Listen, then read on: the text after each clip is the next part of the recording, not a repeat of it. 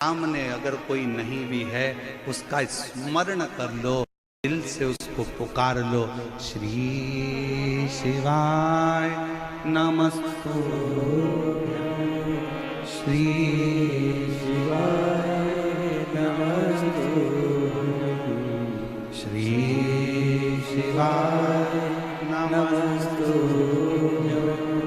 श्री शिवाय नमस्तु, श्री शिवाय नमस्तु,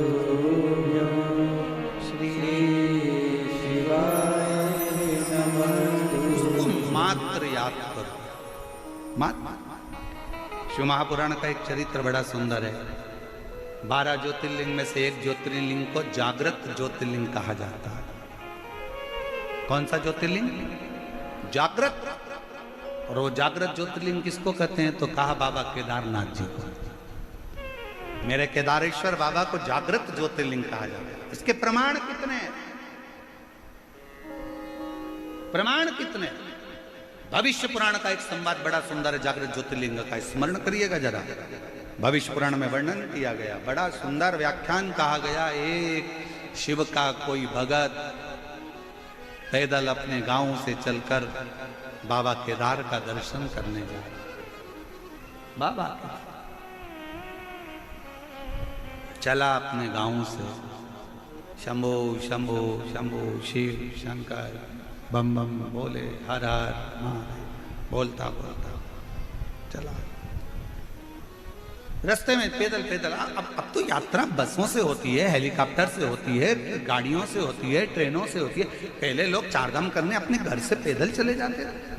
पैदल चले, शिव का नाम लेकर चला। और भक्त जब भगवान शंकर का नाम लेकर जय केदार जय केदार जय केदार केदार केदार जय केदार केदार केदार जय केदार जय केदार जय केदार जय केदार चल।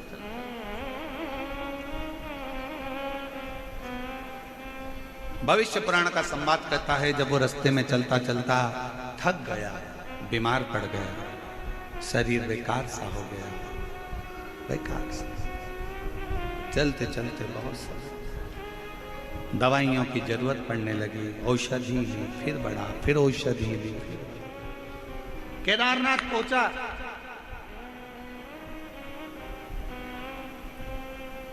नीचे वाले कह रहे हैं जल्दी जाओ, आज केदारनाथ जी का कपाट बंद होने वाला, जल्दी जाओ। तेज चल रहा। केदार बाबा के मंदिर के प्रांगण में पहुंचने के लिए दौड़ पड़ रहा है, हाँ भरा रही है, औषधि शरीर को दे देकर चला रहा है। और केदारनाथ के मंदिर से कुछ ही दूर पर पहुंचा था और फिर बीमार पड़ गया, फिर औषधि की जरूरत पड़ गई, औषधि ली, फिर बढ़ गया। जब दरवाजे पर पहुंचा तब तक तो केदारनाथ का कपाट बंद हो चुका था, ताला लग गया था, चाबी चल रही थी। डोली, पंचमुखी डोली बाबा की निकल कर चल रही। पूछा, भैया मुझे केदार बाबा का दर्शन करना है, बहुत दिनों से पैदल चलकर आया, मुझे केदार बाबा का दर्शन करा दो भैया।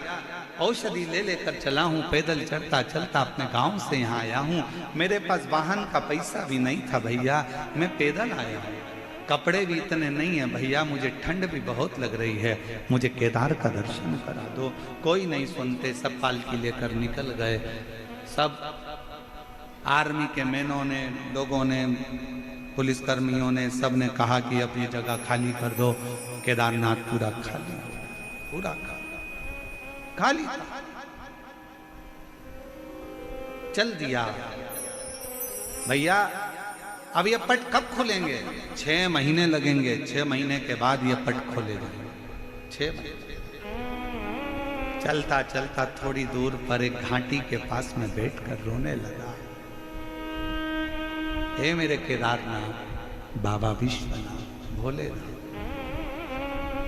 अब कैसे आऊंगा? शरीर इतना अनुकूल नहीं है कि मैं अगला दर्शन तेरा कर पाऊंगा, अब तो मैं मर जाऊंगा, अब शरीर में कुछ दम नहीं है, मैं तो तेरा दर्शन करने।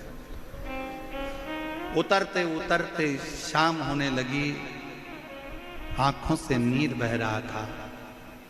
एक केदारनाथ का कंकर उठाकर उसने हाथ में रखकर रोते हुए उसी का आंसू से अभिषेक कर। शाम के समय मेरा भोलेनाथ एक संत का रूप रखा, मेरे शंकर एक संत का। अगर तुमने देखकर लिखा तो तुम्हारा रिजल्ट बिगड़ गया। तुमने बस तुम्हारे सामने किताब नहीं है, कुछ नहीं है, सामने कोरी कॉपी है और तुम उस कोरी कॉपी पर अपना याद किया हुआ लिख रहे हो, उसको याद कर रहे हो, तो जो रिजल्ट आएगा उसमें तुम पास हो जाओगे।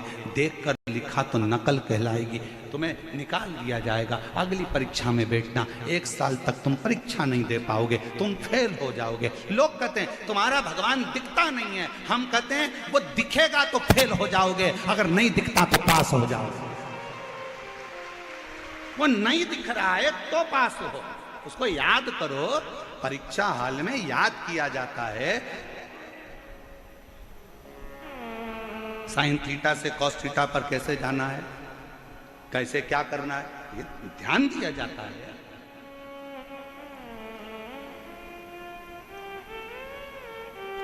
किस तरह से अध्ययन करना है ये उसके स्मरण में लिया जाता है। उसको उसके सामने बुक नहीं होती, उसको याद करो। याद कर कर फिर लिखोगे कॉपी में तो रिजल्ट भी अच्छा आएगा। और तुम उसको याद तो करो, वो सामने हो तो कहाँ।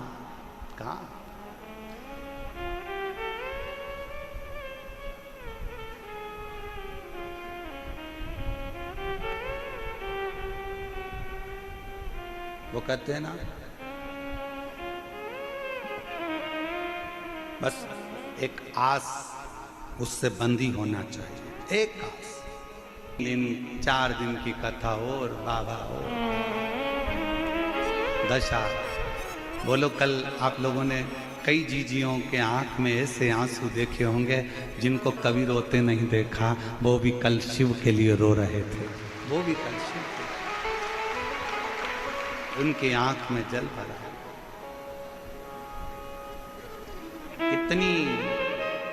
कितनी बेचैन हूं मैं यार से मिलने के।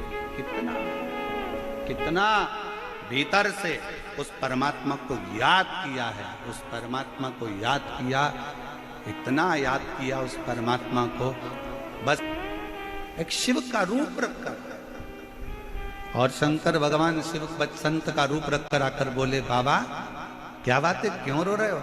केदारनाथ जी का दर्शन करने आया था, मेरा केदार तो पट बंद हो गया, 6 महीने बाद खुलेगा। मैं बीच में बीमार बहुत पड़ गया तो चढ़ने में नहीं आ पाया, पट बंद हो गया, 6 महीने लगेंगे, अब तो बंद हो गया। भगवान कहते हैं चिंता मत करो, तुम एक काम करो, दवाई ले लो, औषधि ले लो, भोजन करो, मेरे आश्रम में आराम से सो। ये मेरा आश्रम है बाजू में, चलो। हाथ पकड़ा भोलेनाथ जी ने और ले गए आश्रम में बिठा दिया, चल बैठ, भरपेट भोजन कर। भरपेट भोजन कराया, औषधि खिलाई, चलो सो जाओ, मैं तुम्हें कल दर्शन कराऊंगा। ये मेरा वचन है कि कल तुझे दर्शन होंगे, मेरा वचन। कपाट खुलेंगे, हाँ कपाट खुल के दर्शन करूंगा। ताला खुलेगा, हाँ ताला खोल के दर्शन कराऊंगा, चल सो। वो शंकर का भक्त, केदारेश्वर का भक्त सो गया भोजन कर कर। शिव जी ने पार्वती जी को कहा, इसको पंख दे, पंख, कामल ओढ़ा, कामल ओढ़ा। शंकर भगवान ने दूसरे दिन फिर आवाज लगाई, ए चल, मैं तुझे दर्शन कराता। जो लेकर गए, कपाट खुला था, मंदिर के अंदर ले जाकर बाबा ने खड़ा कर दिया, दर्शन कर। केदारेश्वर, केदारेश्वर की आंखों से जल बहने लगा। पंडित जी तो बोल रहे थे कि 6 महीने बाद कपाट खुलेगा, तुमने तो मुझे दूसरे दिन ही दर्शन करा दिया। शंकर भगवान तो कुछ नहीं बोले।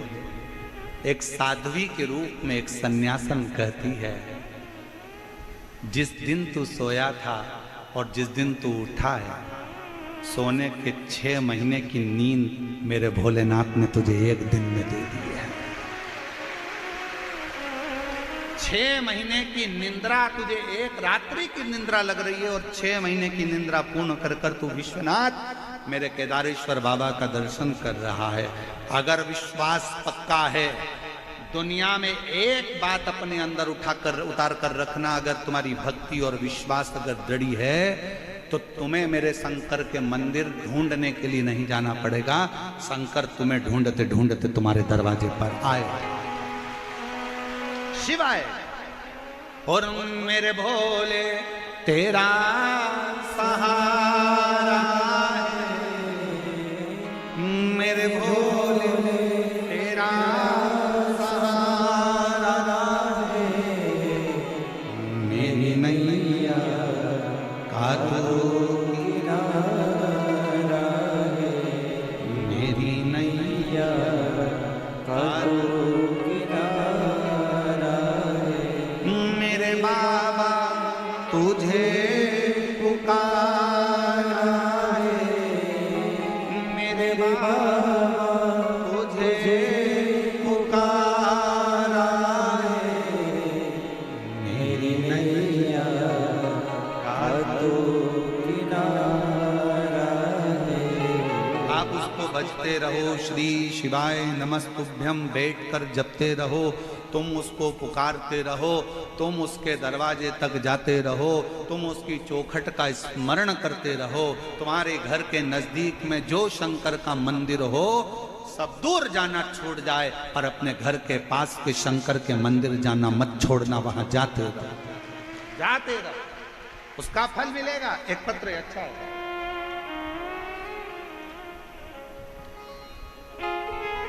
भौरी देवी पत्नी श्री राधेश्याम टेलर, नाम्बा सिटी, जिला डीडवाना।